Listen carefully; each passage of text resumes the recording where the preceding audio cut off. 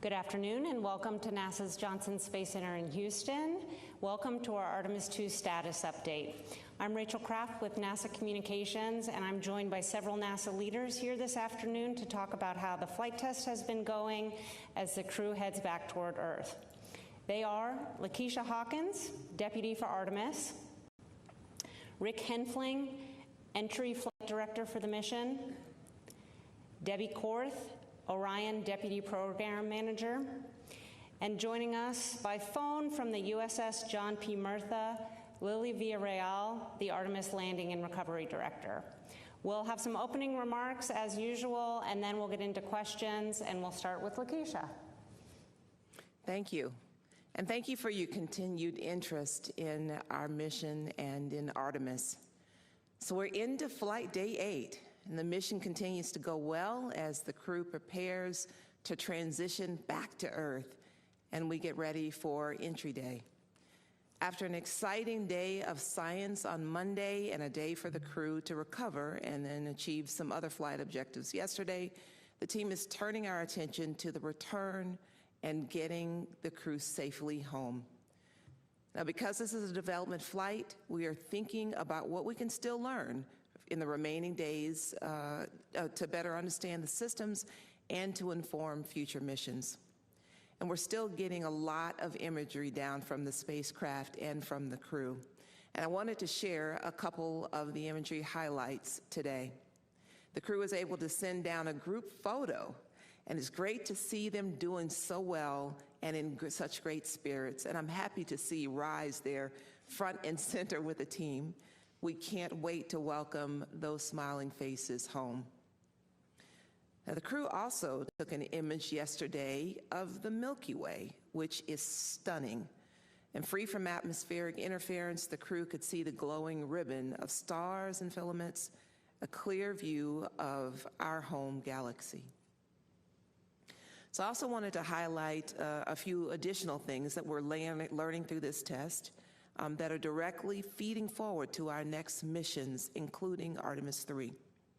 Now, in the area of science, in addition to the lunar science activities that we saw on Monday, our other science and payload activities continue to progress as planned. At the Marshall Space Flight Center in Huntsville, Alabama, our Payload and Mission Operations Division is operating our Avatar, or Avatar, also the immune biomarkers experiment, as well as the standard measure activities. And these activities are going to really help us understand how the deep space environment impacts the astronauts during the Artemis missions. The experiments about human health are going to give us data that we need to be able to live on the moon longer as we develop the moon base and be able to prepare for farther trips like going on to Mars. During Apollo, they didn't gather this kind of human health data, and we can't get this information during low Earth orbit missions. So in terms of performance of the hardware, as we heard from the administrator yesterday, the mobile launcher is in good condition overall. And while we need to fix a few things, having the mobile launcher in good condition really ensures that we'll be ready to start stacking the Artemis III vehicle according to the timeline that supports launching that mission next year. You heard previously that the SLS performance was about as good and flawless as we could have expected. And the SLS team already has begun digging into all of that data for detailed post-flight analysis to see if any refinements need to be made going forward. And the data that we're getting from the Orion manual piloting demonstrations, including the proximity operations demonstration we had after launch, are critical to ensuring that we can dock with human landers during Artemis III and beyond. And we heard in real time from Victor during the ProxOps demonstration how precise the handling appeared to have been, and the other demonstrations are proving us with even more data. We have lessons we're going to address before Artemis III, including some of our water valve operations, the wastewater venting that you've heard quite a bit about, as well as the service module pressure control assembly operations. And we're also learning about how long some of the activities inside the cabin should take.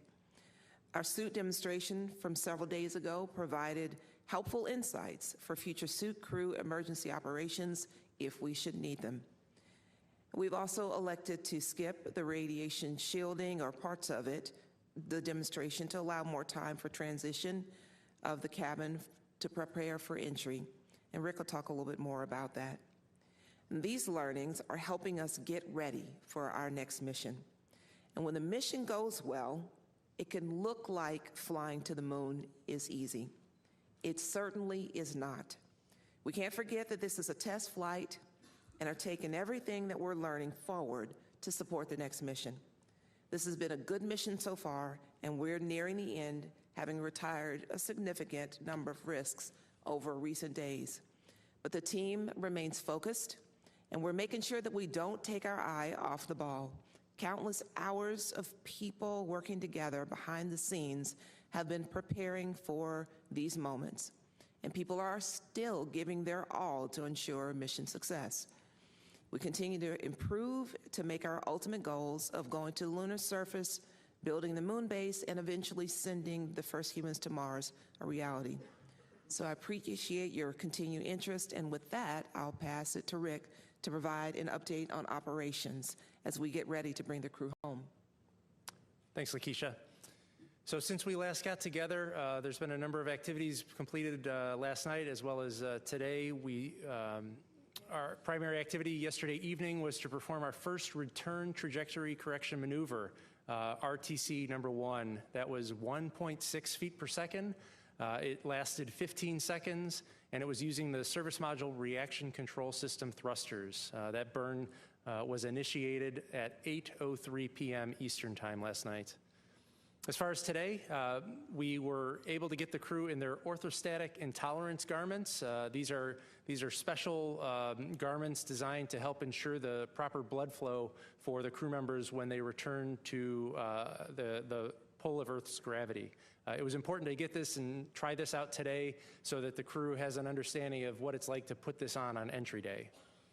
We also were able to successfully stream a 4K video using the optical communication system, which continues to prove to be an extremely valuable tool in our beyond Earth orbit space flights.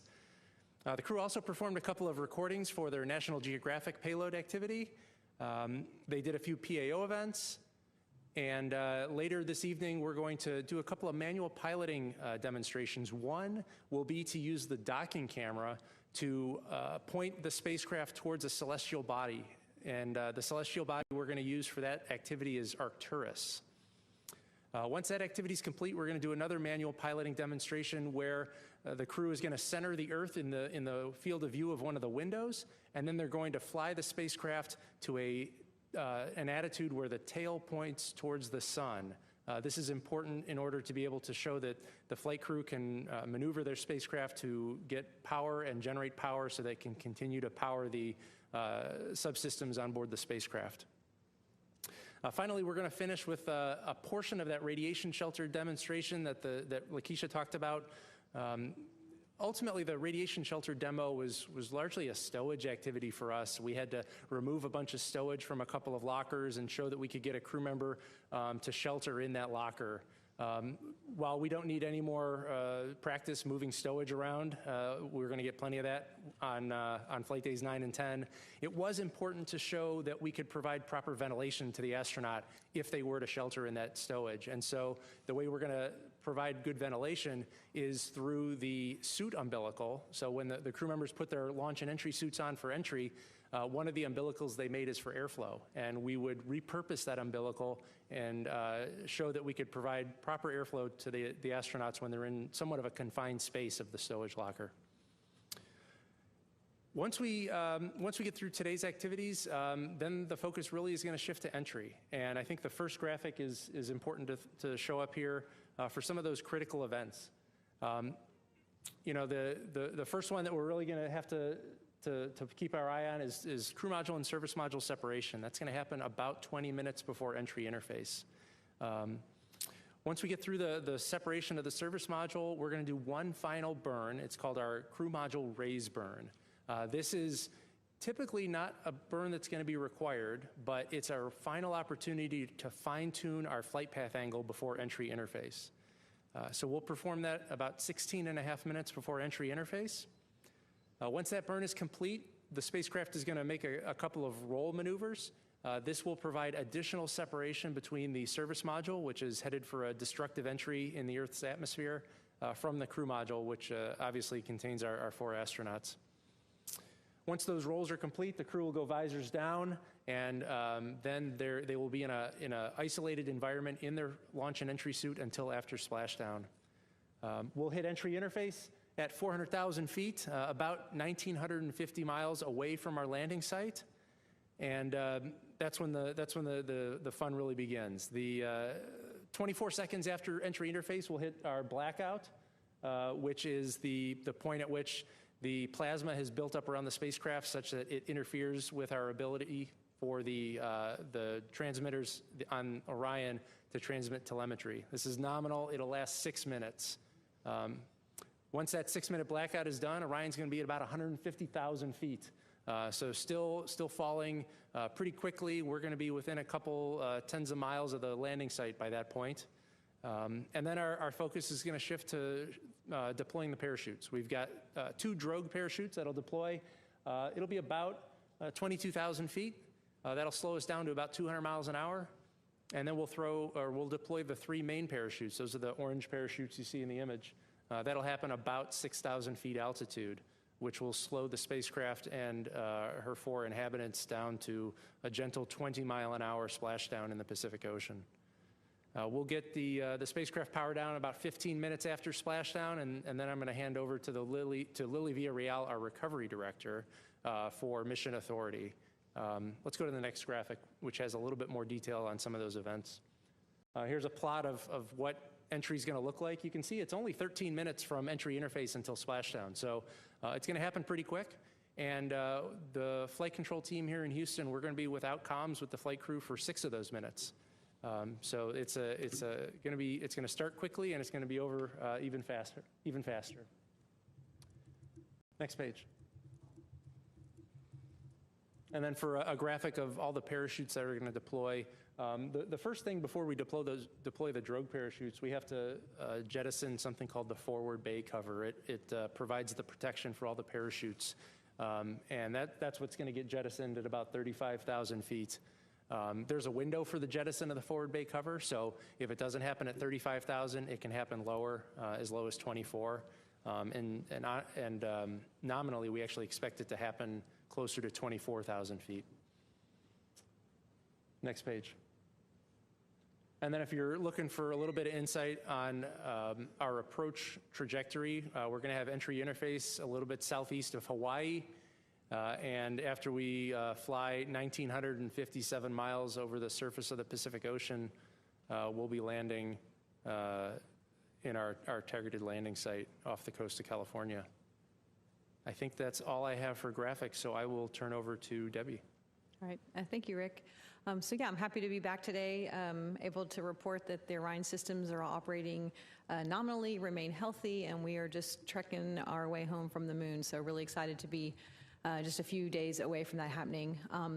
Did want to talk a little bit about something you may not have seen yet. And if you pull up the full first graphic, it's a short video. Our engineering team supports the mission from a facility called the Mission Evaluation Room. It's the MIR. And so this is pictures of our team.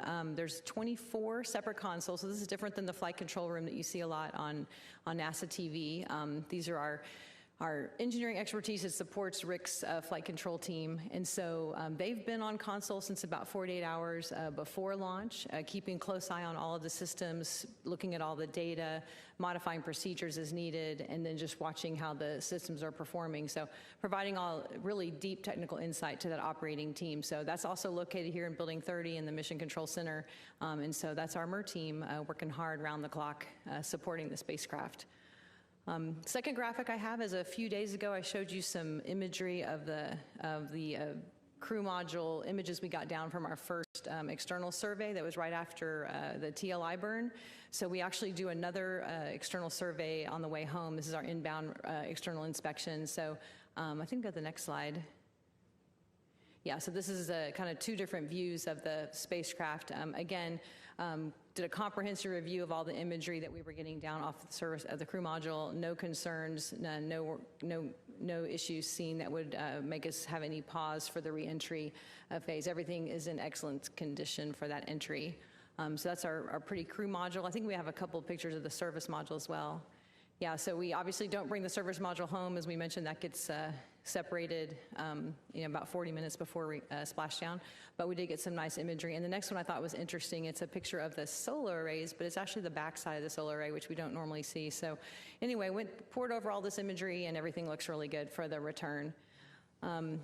Operations-wise, there's a few other things going on in the cabin. One interesting test that we're doing today is when you pressurize the cabin, the panels and things that are connected there, kind of shift around a little bit. And so we're having a demonstration of, can you actually remove some fasteners in those panels and put them back in? Do the structures still line up enough that you can do that? This is to help us prove out if we needed to do any kind of maintenance or contingency access to like our ECLA system. So we'll be looking at that today to see if that demonstration works out well. We're also doing some demonstration, what's called 20 by 20 degree dead banding. This is pointing the spacecraft a little bit different throughout the day to test thermal responsiveness of the systems externally to see if we can expand our operating envelope for future missions. So I guess some other things, we've collected a lot of data on this mission. We'll be getting a lot of that data back when it comes back, but did want to mention a couple things. We've consumed 2,964 pounds of fuel in the service module. We have 4,285 to go. So clearly we had put a lot of margin into this mission to make sure we could fly it properly.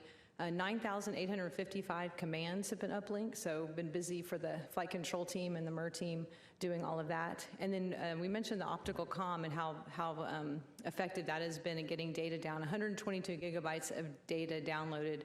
That was a record. That was in a single day. That was today. And a total of over 312 gigabytes of data coming down on that optical comm system. So that's been really helpful for us getting down some of this beautiful imagery.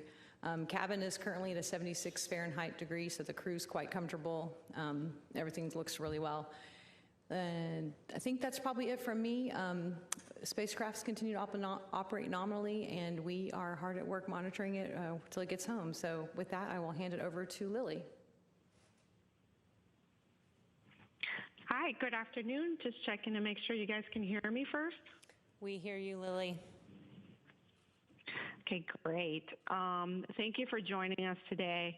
I'm currently at sea aboard the USS John P. Murtha with the joint NASA and military team who are ready to safely recover the crew once they splash down off the coast of California. The ship departed from Naval Base San Diego on time, and we are currently maneuvering the ship to the landing zone. Over the past couple of days, we have been completing final preparations on the ship, including training with the joint NASA and military team to refresh the skills and procedures that we've been practicing during underway recovery tests. I want to quickly walk you, however, through the process of how we will safely recover the Artemis II crew and the Orion spacecraft once they return from their trip around the moon. The ship and the small boats will be positioned at a safe distance at splashdown until the team has determined that their path of travel will be clear of any of the jettison hardware that Rick talked about.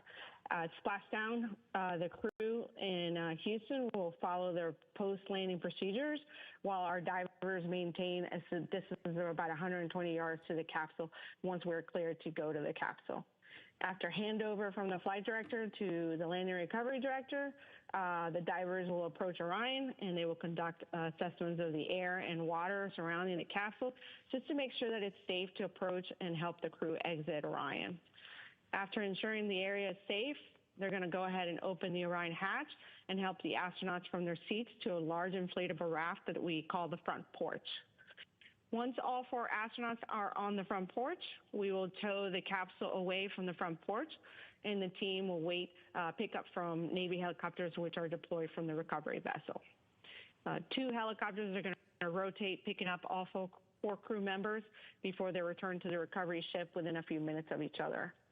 Once the crew has exited the helicopters, they will proceed to the ship's medical bay to undergo routine post-flight medical checkups.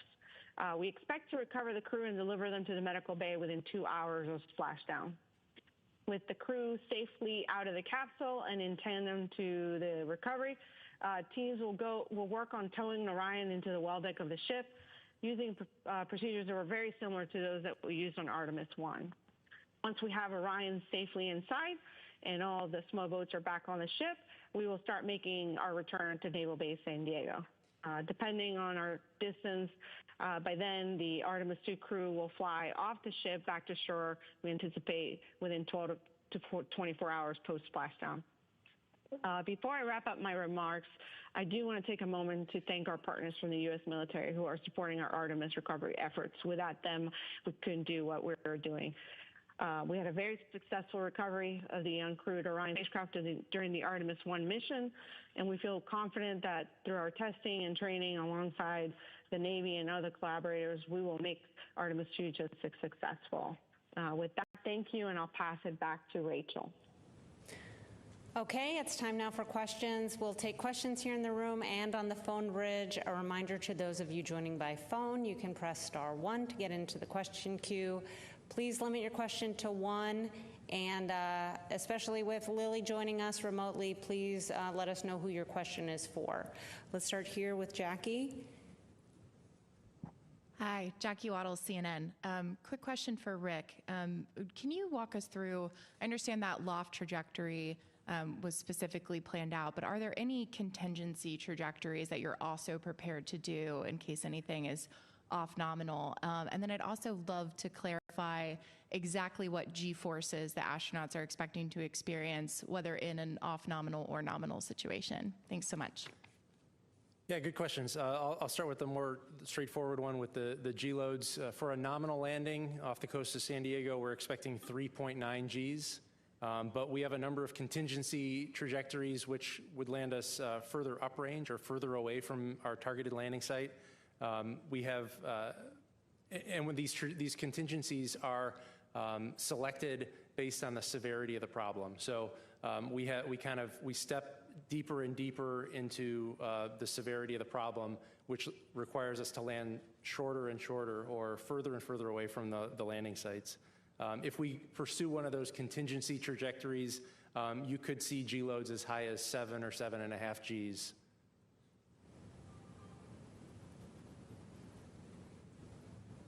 Okay, we'll go with Josh here. Hi, Josh Dinner, space.com. What kind of data is lost by skipping the radiation sheltering test, and what's the impact of not being able to practice those procedures beyond low Earth orbit until the lunar landing mission on Artemis IV? So I see the radiation shelter as not really being a lost set of data.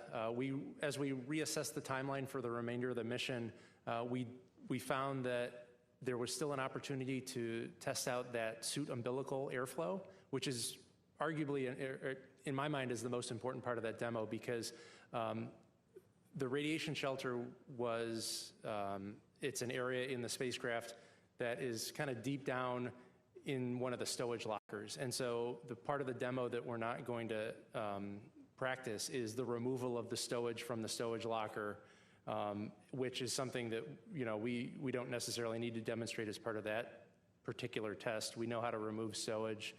The really important thing is to make sure that we can provide a habitable environment when the crew member is down in that locker. And airflow is critical to that.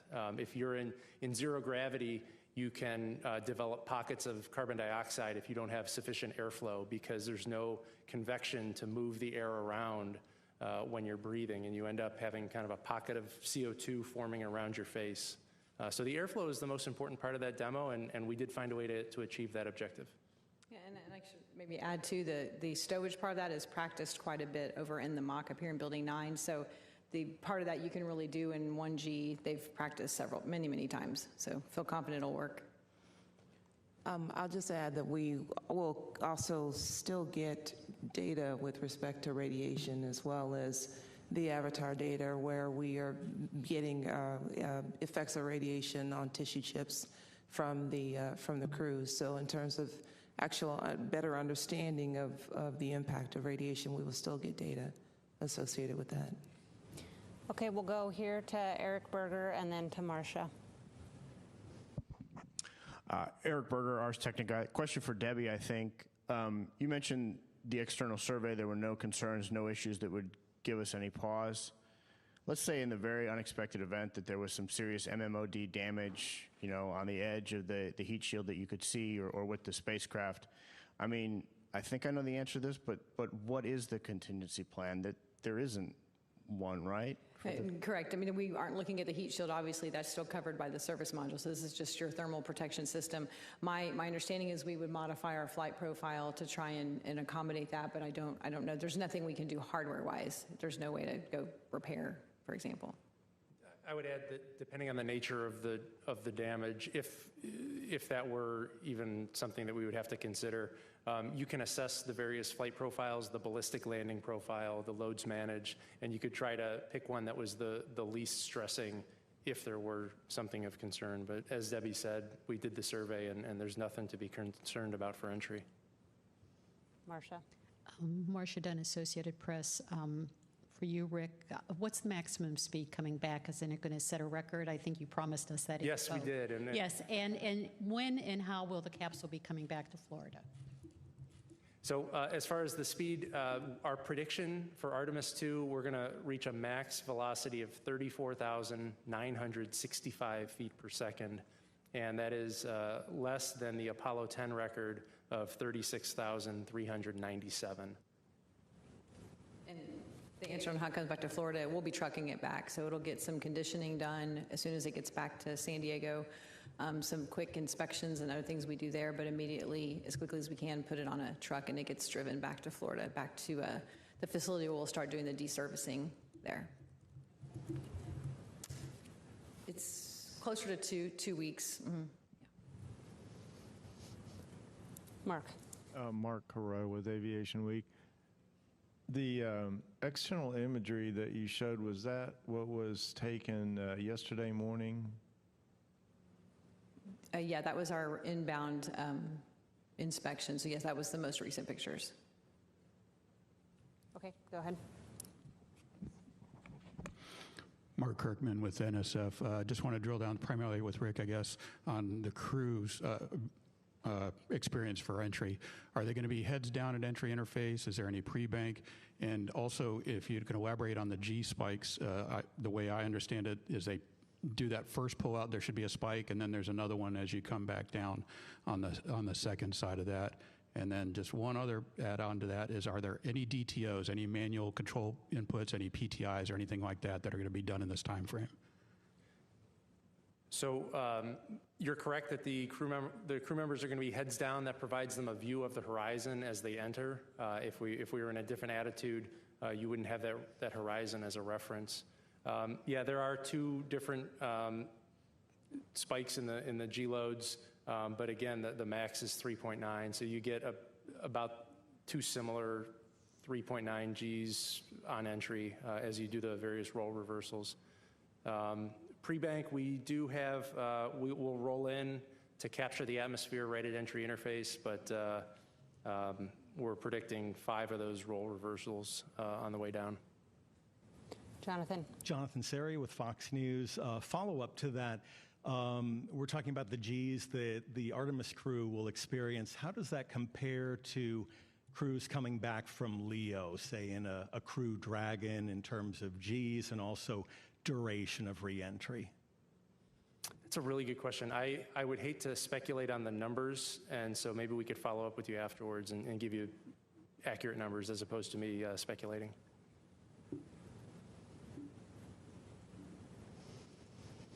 Okay, we'll take a couple questions from the phone. The first is from Lauren Grush with Bloomberg. Hi, thank you so much for taking my question. I'm wondering if you can just walk us through the weather constraints for the landing location, if those do exist. And just to clarify, I guess I'm wondering, what are the variables that you can change with this splashdown if there is some kind of technical issue discovered ahead of the reentry, and what can't you change? Thanks so much. Sure. So for the weather constraints for splashdown, we're primarily looking at the wind conditions. We're looking at some of the wave conditions. We're looking at precipitation and thunderstorms. And As of now, our forecast for our landing site is winds out of the southwest, 10 knots, waves less than 4 feet, with a wave period of 17 seconds. We're watching that cold front that I had mentioned over the past couple days. It's slowed down. It's also weakened in nature. And so the precipitation that we were watching is forecasted to be greater than 60 miles from the intended splashdown location. So we have some really favorable conditions. Should be a real nice day during the day in San Diego. That cold front will push through after splashdown, but it's looking like we'll have some favorable conditions for a nice landing on Friday. And there was another question, I think. Was there another? Maybe not. Okay. I think so. About Okay. what variables you can affect? Oh, that's right. Yeah. So as far as the variables that affect the landing down modes, we call them down modes. If you have a contingency, we're really looking at things that affect the guidance, navigation, and control, and the propulsion systems. So we want to ensure that the spacecraft can still fly safely home. So we have some ways to alter the landing, which shortens our entry profile. We land further uprange, but they are certified spacecraft guidance, navigation, and control modes that will ensure a safe landing in multiple failure condition contingencies. Okay, next we'll stick with the phone. We have Ken Chang with the New York Times. Hi, thank you. This is another question for Rick. What do you lose by not doing a skip reentry? Does that reduce the flexibility of where you can land? From an operational perspective, it's that reduced range within which we can assess the weather conditions. But I don't know if Debbie has anything from a heat shield performance perspective to add. Well, I think we did a lot of investigation after Artemis I. We did do the full skip there, so we understand how the rest of the vehicle behaves, and done an extensive ground test program to understand how this heat shield behaves, and then so we can expand that to a larger skip, a real skip entry, starting with Artemis III again. So this is just one piece of our test flight program to get the full capability. I wouldn't say we're losing anything by going with the lofted entry on this flight. We knew that going into it, and we've built in the ground test program to get us the full skip entry for the future. We'll do one more question on the phone, then come back to the room. The next question is from Nell Greenfield-Boyce with NPR.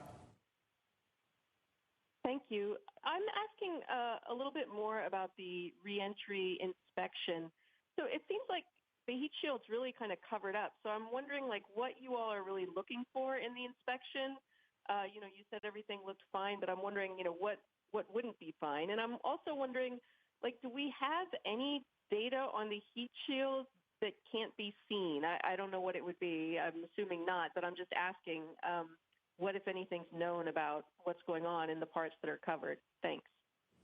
Yeah, so the inspection we did was primarily for the back shells, and so that's I think it's about 1,300 different back shell tiles that are covered with that Ciox tape in most cases. So we're just looking to see if we see any notable damage that might give us a concern, that might want us to change how we do our reentry profile.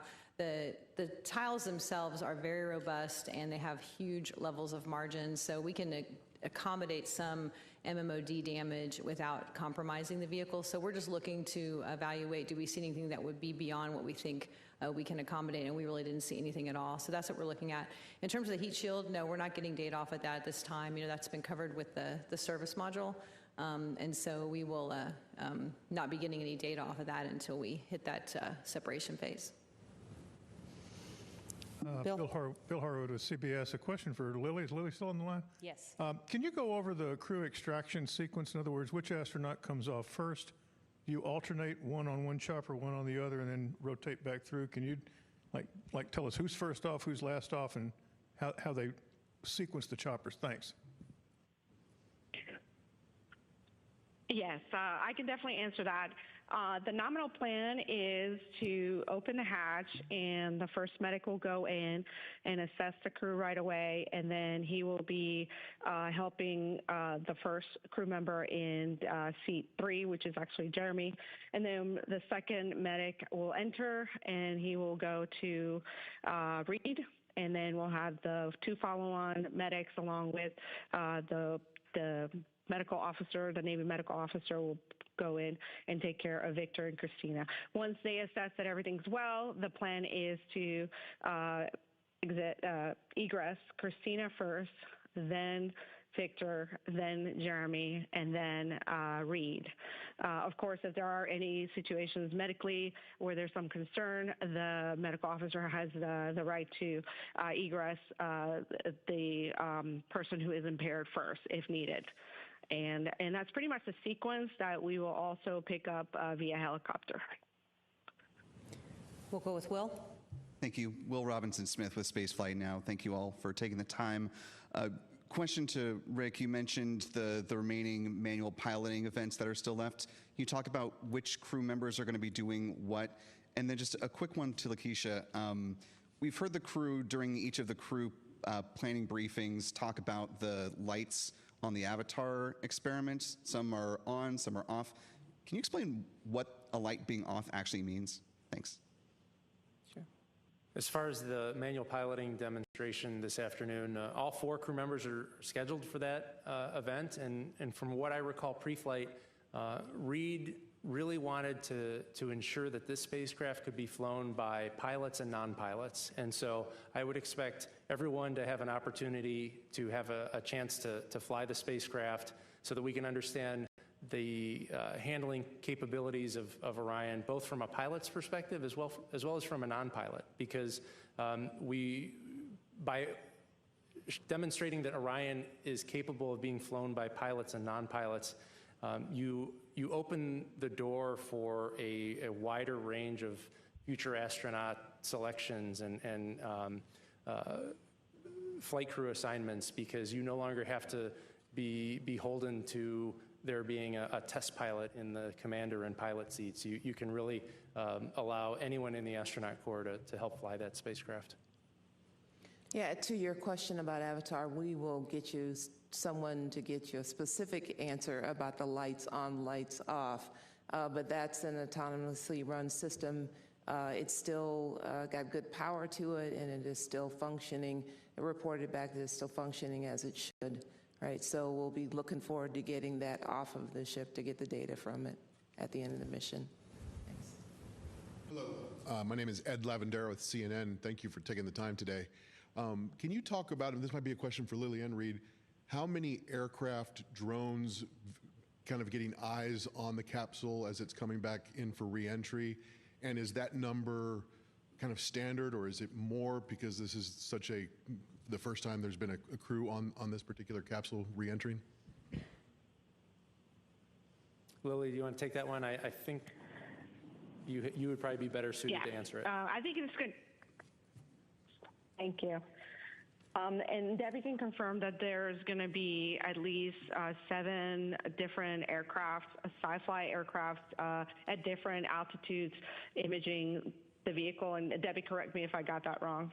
No, that's correct, and it's a lot more than we had on Artemis I. We've added quite a few more air assets to capture more imagery as the vehicle's coming down. Correct. So besides those sci-fi planes, we will be using 2 of the Navy military helicopters, mid-60s, with our own gimbals.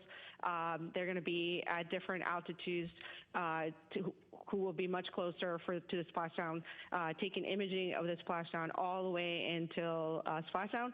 If for some reason we have clouds, we also have additional gimbals on the bow of the ship to be able to capture that landing right when it happens right in front of the ship for us. Go ahead. Hi, Andrea Leinfelder of the Houston Chronicle. I was hoping to talk a little more about this being a test flight. We've talked a lot about the toilet, but can you give us a little more information on the water valve and the service module issues that you hope to learn from?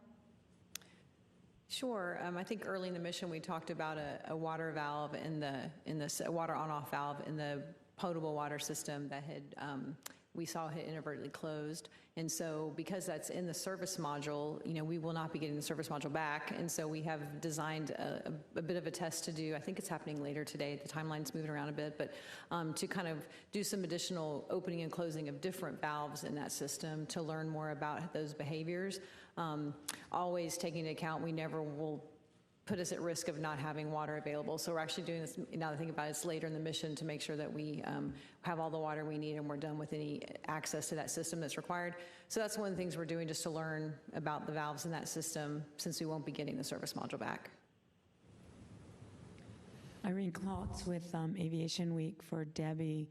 Can you discuss a little bit the applicability of the data that's going to be collected about the heat shield wear on Artemis II for the heat shields that are being changed for Artemis, actually 4 in particular, and also for 3, since it's not going to be coming back from a lunar orbit? Just what value is that information now? Thanks. Yeah, I'm not sure I'm prepared to talk to you about Artemis III today, but you know, the value of the data off Artemis II, you know, we are flying a different profile, but we have what we expect to see on that heat shield based on that profile and based on our ground testing. So a lot of this data we get is to validate the models and the testing we saw on the ground to make sure we're able to recreate behavior in testing on the ground, and then we can use the recreations on the ground to actually test what we want to do in the future. So we are building what we call the permeable heat shield for Artemis III that is designed for lunar returns. We've been talking about Artemis III now being maybe a LEO or a HEO mission. Again, we get data back regardless, and so we can look at the heating on that heat shield from return, correlate it to our models, correlate it to our ground testing, and so it's not you have to have those lunar returns. We can use that data to help prove out that design as we move forward.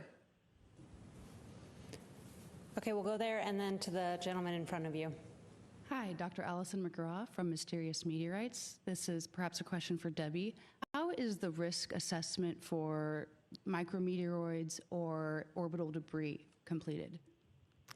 There's a very defined tool we use called PRA, probabilistic risk assessment, where we actually look at all of the things that create risk for the mission, and MMOD is one of those items. And so we have, MMOD predictions for the environments that we're flying in, the orbits we're flying in, and those feed into that tool, and that's how we determine where that risk falls in that regime. We designed the spacecraft to try and be tolerant to MMOD strikes by putting a lot of margin into our TPS materials and flying in certain ways to keep the MMOD away from where we don't want it to be. So not a lot we can do with what's out there, but we try and characterize it and analyze to it so we understand what we're accepting. Okay, we can go to you, and then we'll take another question from the phone. Hi, Michael Adkison, Houston Public Media. I have a question for Rick. I want to ask how reentry for this mission looks different than it did for Artemis I, and also recent missions over the last couple of decades, how this is specifically different. And then if I could also get a quick confirmation to tonight's press conference. I tried to figure out if this is the first press conference from deep space before, or at least out of Earth orbit, and couldn't figure that out 100%. So if anyone has that confirmation. On that one, we'll have to go back and look what they did during Apollo. So we'll get back to you. As far as the changes on entry between Artemis I and Artemis II, the most significant difference is the range from entry interface to splashdown. We've talked a number of times about how we've shortened the entry range. We're down around 2,000 miles for this mission, and that's a function of the certification of the heat shield.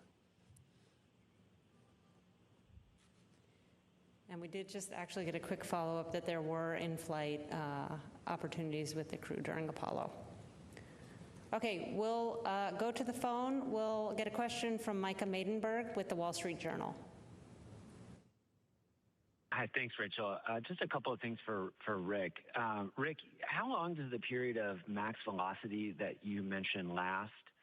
And can you talk about sort of the expectations for crew during reentry? Are they expected to be silent, make verbal observations about what's going on? Thanks. Yeah, the period of max velocity shouldn't last long. We're continuing to speed up as we speak. We're getting closer and closer to Earth, and our velocity is increasing, and it'll peak out right around entry interface. As for what's going on in the cockpit, it'll be very similar to when you're on board a aircraft flying commercial. The pilots are nothing but professional because they're focused on the task at hand. And so I expect the cockpit to be silent as Reed and Victor monitor the spacecraft performance. If all goes nominal, they will not need to take any actions, but they have been trained working with my team of flight controllers to respond in the event that we are faced with an off-nominal scenario. Our next question is from Joseph Howlett with Scientific American. Hi. From the mission thus far, I'm curious if there's any lessons you've learned that have informed the plan for reentry. Are there any new risks or contingencies that you're thinking about based on what you've learned so far aboard? As far as what we've learned throughout the mission that has changed how we've done entry, we really have had a really well-functioning spacecraft. My team is going to take the console tomorrow, and we're going to have a briefing with the flight crew in preparation for entry, and really we don't have any major things. Debbie's got the water valve testing that they talked about, but again, we're going to jettison the service module. The crew module propulsion system is nominal. We're going to activate that tomorrow and see how it's functioning. And so we're planning a nominal entry with procedures just as we had developed them pre-flight. Joey. Hey, thanks, Joey Rillett with Reuters. What's the temperature going to be inside the cabin at peak heating or peak velocity?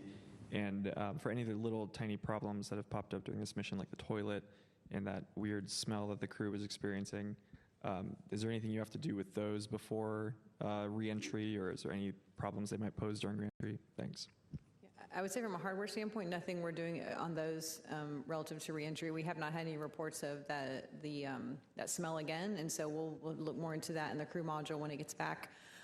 Things like the wastewater venting, we have some new work planned on the dock at the Naval Base San Diego to try and get some early data off of that system. So we're modifying some things on the ground as soon as it gets here to get some data back very quickly, but nothing that we're changing in the mission profile relative to those items. And recall on entry, the crew will be suited with their visors down in a pressurized suit so that they're going to get cool air, and so regardless of the cabin temperature, they'll remain cool and comfortable in their suits. Jackie Goller for the Times of London. I wondered if Lily could just tell us, are there any other recovery or rescue assets in the area? The expectation that the capsule is just going to plop right in front of the vessel. I was just wondering if there's other stuff in the area in case it doesn't. And also, could anybody just talk us through how you, what's going to happen with the astronauts after they come back here? Has there been conversation about what their wishes are in terms of public appearance and so on? Thank you. Okay, this is Lily. I'll answer the first one. Yes, we still are working with the military to ensure that if there is an off-nominal event, that we have rescue forces ready to go to the site of the off-nominal landing. And so we have C-17s with PJs that are stationed at Joint Base Charleston, ready to deploy if needed. And then we have a C-17 with PJs, and also all of the hardware that's needed to rescue the crew at Joint Base Pearl Harbor, ready to go at entry. So we're pretty much covered if there is an off-nominal event and they do not land where the ship is. Now, if they land, a short distance from the ship, obviously we will start heading towards the splashdown site. And I'll let somebody else take the second question. Yes, we do hope to have an opportunity to hear directly from the crew once they return to Earth several days after their return. Okay, let's come down to the front row here.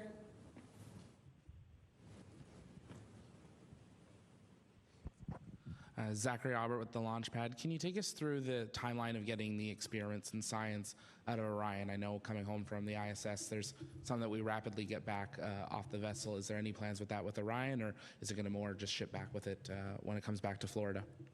It's a combination. There's early desto bags that come out right away. They get shipped back on aircraft.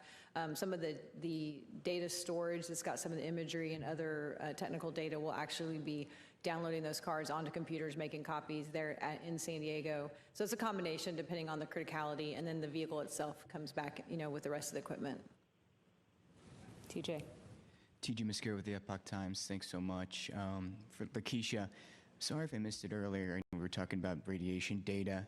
Have you all been able to gather or have any of that radiation data downlinked yet? And have you guys been able to take a look at it? Or is that all going to be after? So I think I was referring to the Avatar data, and that data will obviously be brought off of the ship once it's returned. Okay, we'll take one from the phone. This from Manuel Mazzanetti with Exploración Espacial. Thank you so much. Manuel Mazzanetti with Exploración Espacial. A question maybe for Rick. This is not regarding entry, but the simulation that the crew performed with the oxysuits. I would like to know if they provided some feedback after this exercise. I understand that they were doing in different speeds, how they felt about it, and if you received some feedback from this test. Thank you. Manuel, we have not, we're not hearing you quite clearly. Can you try again, please? Yes, I apologize. Manuel Mazzanetti with Exploración Espacial. I was asking Rick if he can provide, if the astronauts gave some feedback regarding the test with the oxysuits on board the capsule a few days ago. They were doing at different speeds, and I wonder if the crew provided some feedback of improving the process or if they felt okay with it. So I'm not particularly aware of any specific feedback that we've gotten yet from the oxysuits from putting them on before, from putting them on earlier in the mission. But the experience gained from having a chance to put them on during the mission and not just before entry is invaluable to the crew. They will have, no one's put an oxysuit on in zero gravity before, and so the lessons that they learned from doing it in a arguably less stressful time in the middle of the mission, it's going to pay dividends for when they have to put it on entry day, when there is a little bit of a time constraint, because we need to ensure that they're suited and seated before entry. Miles. Hi, Miles Doran, CBS News. One question for Rick and one for Debbie. Rick, how long before entry interface and roughly at what altitude, if you know it, are you switching back over to TDRS and getting GPS back? How quickly is that sequence of events happening? And Debbie, after Artemis I, the main parachutes and the forward bay cover weren't able to be recovered for inspection. Is there anything you wish you knew about how they performed that you don't know based on other data that you were able to get? Thanks. So as far as the handover from the Deep Space Network to TDRS, that's going to occur approximately 38 minutes prior to entry interface. Once the handover is complete, you'll hear a comm check from Capcom to confirm we have a good link. And I just think this is a good time to acknowledge that the Deep Space Network has been performing exceptionally through the mission. It was a watch item as we were preparing for the mission over the past couple months. But the team that has been managing those systems and ensuring good communications has really performed tremendously, and their efforts pre-flight have paid dividends. Yeah, I'd say on the parachute question, the Artemis I was one data point, and so we really don't, it's a demonstration of how the parachutes perform, but our certification is really based on extensive ground tests where we are, chunking parachute assets out the back of a plane in Yuma and looking at all different kind of corners of the box when you have one chute out or two chutes out or one drogue and you miss a main. And so you're doing these tests on the ground to really prove out that system. So I'd say, not getting the asset back, that, you can always learn by visually inspecting it when it comes back, but that's not what we base our certification on. We are putting the parachutes for Artemis II on the, we would like to recover them and see if we get those back. But part of the reason of adding all the additional air assets that we spoke of earlier was to get some really good imagery of those chutes if we don't get them back. Okay, we'll take one or two more, and then we'll go ahead and wrap up. Go ahead.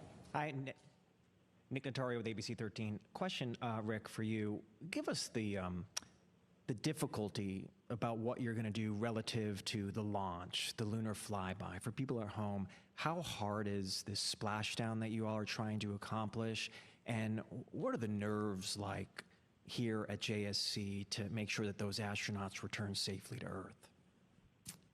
I don't know if it's necessarily harder. I think it's just a different environment. It's very dynamic. So similarly to the launch environment, there's not a lot of time to react. When we're performing the launch of any rocket, no matter who's in charge of the launch, there's not a lot of time to respond. And we've talked a little bit, and we showed the video of the engineering team and how the operations teams and engineering teams have been working well together. Unfortunately, when we're in a really time-critical, dynamic environment, we don't have as much of an opportunity to exchange information and talk through nuances of failures. And so what's different for entry is more that there's more of a reliance on the operations teams as the experts to provide a recommendation and safely ensure that the astronauts return home. You know, I'll just mention that Debbie mentioned a little earlier about the probabilistic risk assessment. We don't talk a lot comparatively about the risk of one part of the mission relative to another, but obviously, you know, launching the rocket in Ascent is a significant part of the risk that we've retired and is behind us. But obviously, we're down to the wire now. We're down to the end of the mission, and obviously getting the crew back home and getting them landed safely is a significant part of the risk that's still in front of us. So. Okay, we'll take one final question here, and then we'll go ahead and conclude. You could just wait for the